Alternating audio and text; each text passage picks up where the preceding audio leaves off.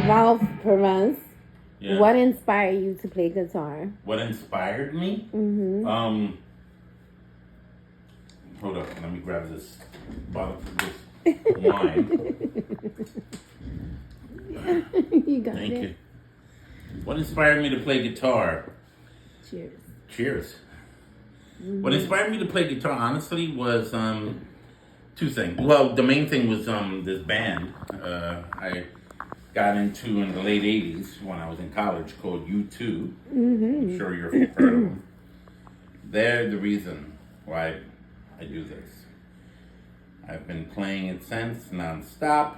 It's what I love to do. It makes me feel good, whether it's I'm playing in front of people or playing just by myself. And, learning the different skills, and I'm still learning, to be honest with you. I've been doing this since 1990. And it's 2025 right now, almost 2025. And one thing about guitarists is that we're always hungry and we're always wanting to get better at it. So how many guitars do you have? I've owned more than what I have currently now. How many you have now? Right now I have this one, my 1960 Les Paul reissue. I have an LTD 256. That's two. I have a Schecter Diamond Series. That's three. That was my first Father's Day gift. First Father's Day gift I ever got. I have two acoustics. Both of them Taylors. One is tuned down than the other. I have my Stratocaster, my black and white Strat, which is the oldest electric guitar I own. I've had that guitar since 1996. And so what? That's what, five? 1, 2, 3, 4, 5. You said two. And I have six. And I have a bass guitar because I happen to know how to play a bit of bass. I could carry, if I practice a particular song right on bass, I could do it. So yeah, I have that many guitars, and I keep wanting to buy more, but I'm like, well, two things stop me. One, common sense, and the other is budget. So there you have it. So you played for a band, right? So I played for different bands. Different bands. But what was currently, your most favorite experience? What was the most one time? What was the most best experience you played? I would have said CBGB's, but I'll be honest with you, as great as that was, I'm not gonna front. October 3rd, 1998, Bound for Glory performed at a youth event at the St. Joseph Seminary in Yonkers in a big field. And we were in front of a lot of kids, over 100 or more young people. Wow. And they dug us. I mean, I never played in front of that many people before. Nice. To the point that after the show, kids were coming up to us asking for us to sign stuff. That was the closest your thing. autograph. Autographs, believe it or not. That sounds nice. The lead singer, Richie, he was like, I need to be alone for a while. And he walked off by himself because he wanted to take in what he experienced and stuff like that, which was, and I didn't blame him one bit. It was one of the greatest. That was our moment, to be honest with you. I mean, we did many gigs after that, but that was the defining moment for what Bound for Glory was supposed to be about, what it was, So, one more question. Sure. What are you looking to pursue in the future?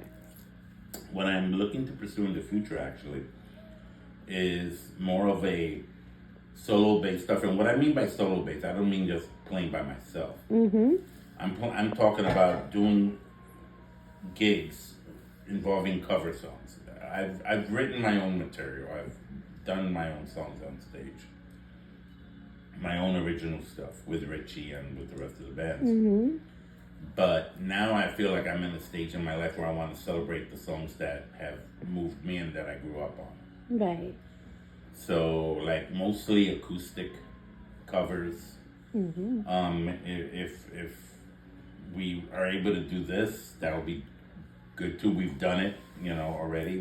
This past year, we've done a handful of covers, and they're up on YouTube with a group of friends, and we've done things with that, and that's great. Mm-hmm. But for me personally, I would like to continue to pursue doing cover songs and doing it in like small little places, where they want acoustic covers, or somebody to do acoustic covers, and I can have, and each gig or whenever the gig comes up, I can ask different people, different situations that I know to join me, whether it's singing, whether it's playing guitar too, or bass, or drums, or even percussion. Doesn't even have to be a full drum set, that kind of thing. Mm-hmm. So I want to keep it fluid, because I think the fluidity is key to having something like that becoming more consistent.